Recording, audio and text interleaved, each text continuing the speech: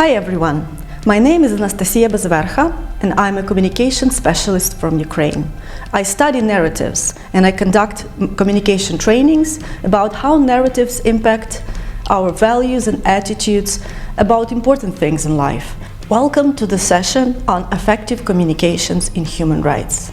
Today you will find out what is an effective communication and why do we need a coherent communication strategy to reach our goals. How to communicate your main cause and what is it the hope-based communications. How to communicate your cause effectively using stories, figures and expert opinions. I hope this knowledge will help you and your organizations to share your values and your vision to as many people as you want. You will become visible, you will learn how to tailor your messages and to create a positive impact about things we all are striving for. Good communication is not about saying what is popular, but rather making popular what needs to be said. It's a great statement by Anat Schenker-Osorio, which speaks to the main goal of effective communication, which is providing solutions to a serious problem, giving answers to tough questions, and giving people hope for a better future. In other words, effective communication is about choosing the best out of available means and channels of communication to reach to your target audience and speaking to them about what is important to you. We can do many things.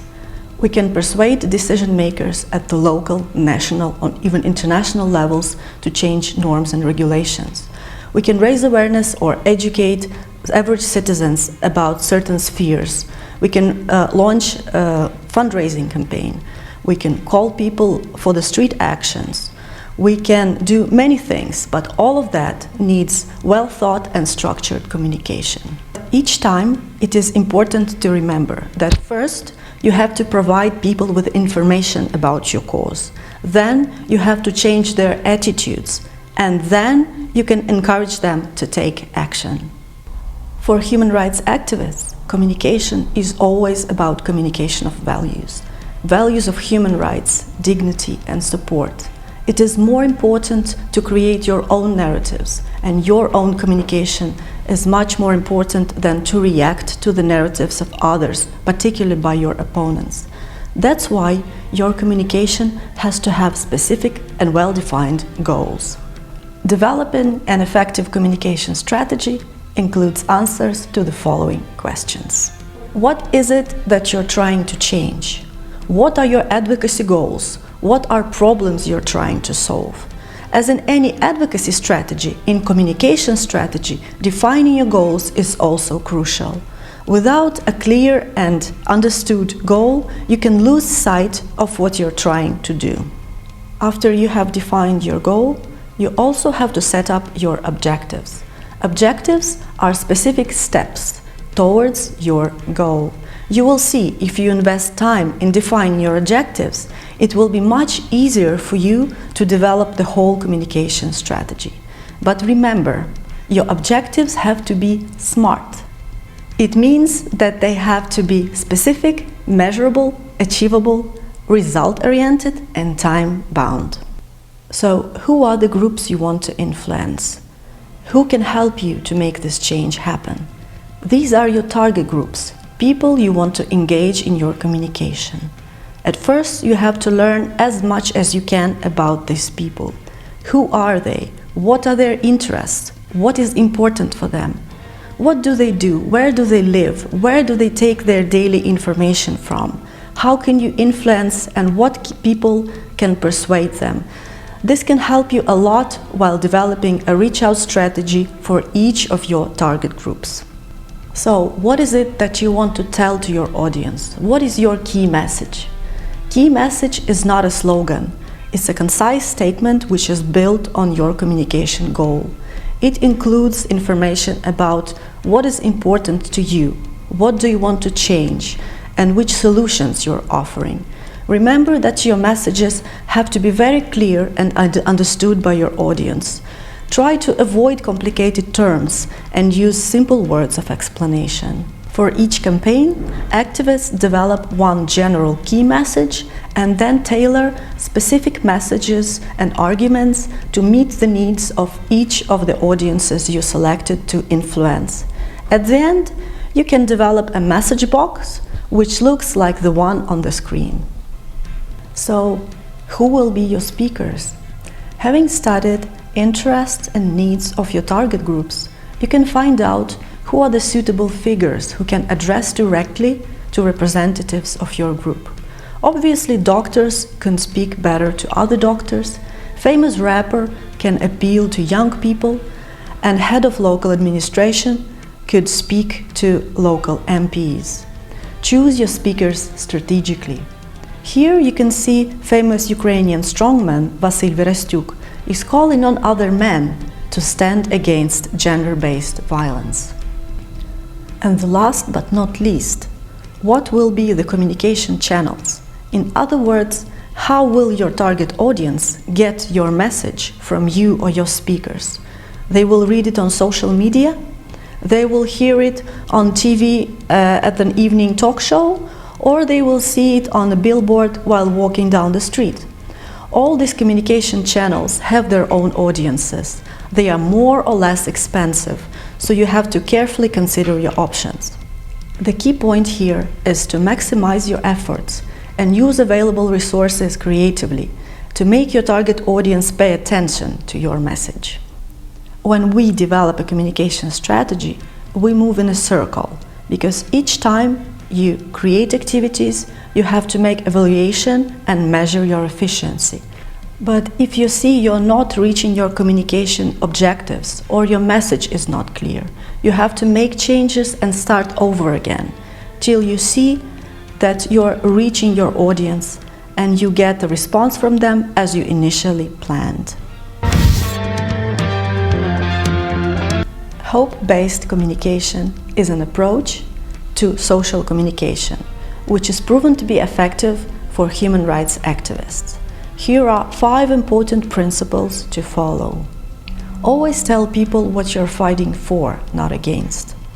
Each organization has a long list of bad, sometimes horrible things they are opposing and trying to change, but instead try to transform all your public argumentation and rhetoric from the negative to the positive. For instance, instead of saying you're fighting against corruption, you can say you're fighting for accountability and rule of law for everyone. Instead of protesting against the violation of women's rights, say you're fighting for freedom of choice and access, equal access for all women and girls. Take your time to critically reconsider all your public rhetoric and try to change it towards the positive narrative. Stress on the vision of the common future you're advocating for, as well as communicate solutions you're offering. Be proactive, not reactive. The idea is to communicate stories which add to your own narrative, rather than react to your opponent's actions or frames. When trying to persuade your target audience, try to find stories which speak about your values and about your vision. Try to avoid reproducing negative stereotypes or concepts. Try to avoid popular stereotypes and cliches which downgrade the people you try to support and protect. For instance, instead of using the concept of Fortress Europe as a region which is closed to migrants, try to focus on situations and cases where people welcomed migrants, or describe migration as an integral part of human behavior. By this, you add to long-term creation of ideas and change of attitudes and behaviors we all try to achieve. Try to build positive relations and be inclusive.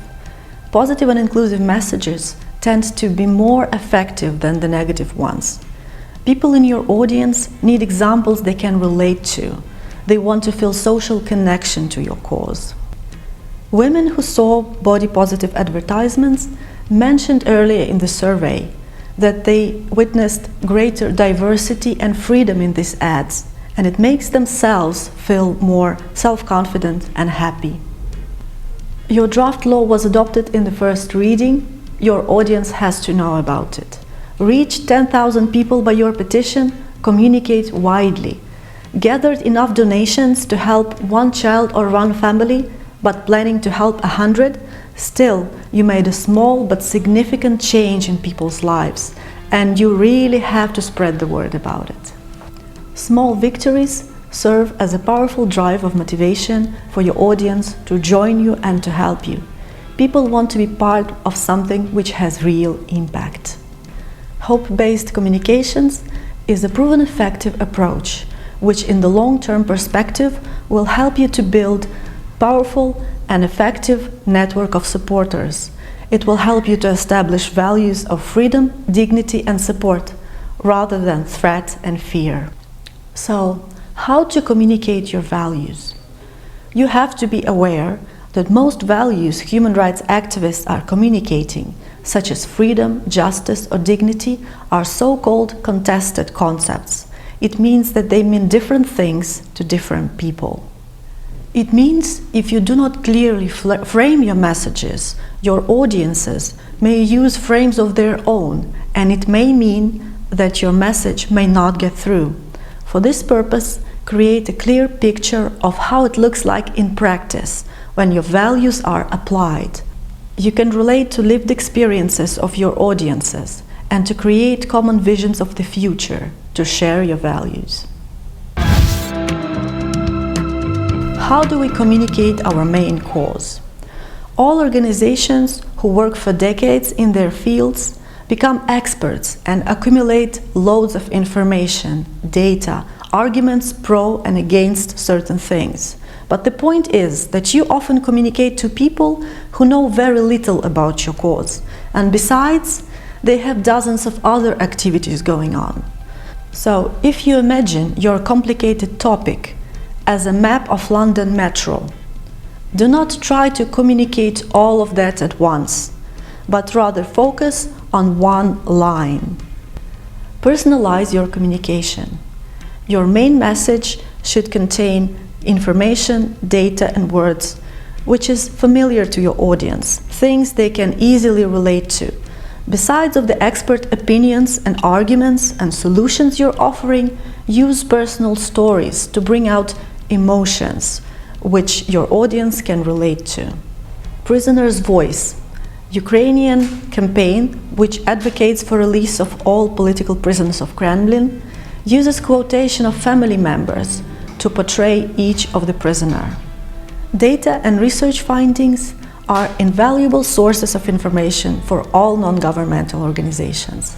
Data is used as an evidence, as an argument, and as an illustration to the problem you're trying to solve. For instance, an interesting case in the debate for and against coronavirus pandemic happened in the US.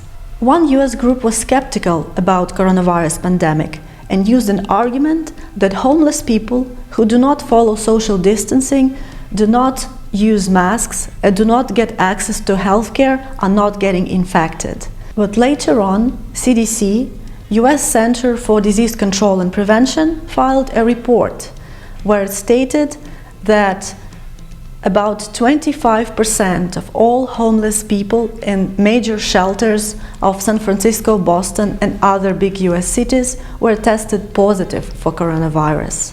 In case you have conducted your own research or gathered your data, use your data wisely. Explain why your findings are important, how do they support your key arguments, and describe and explain your figures using infographic. Where possible, put your data in visual context. This will help you to explain the importance of the figures you provide.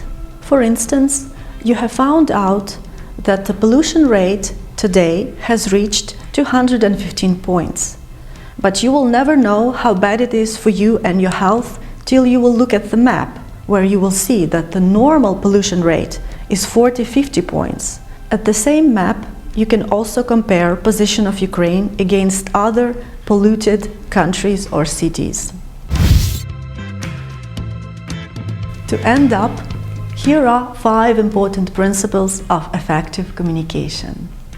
So, first principle, Always develop a clear communication strategy to promote your own agenda. Create your own narrative based on your own values. Second principle, focus on the positive changes and create vision of common future you would like to achieve. Provide your audience with possibilities to join your movement. Organize activities which can accommodate different groups. Third principle, always explain complicated terms. Provide illustrations and personal stories your audience can relate to. Fourth principle, communicate your main message using simple words which can be easily understood and repeated by your supporters. Fifth principle, do not hesitate to evaluate your activities and change your approach when you see that your impact is not enough. Because strategy is not something carved in stone, but an everyday activity. Strategy without a process is nothing but a wish list. Thank you.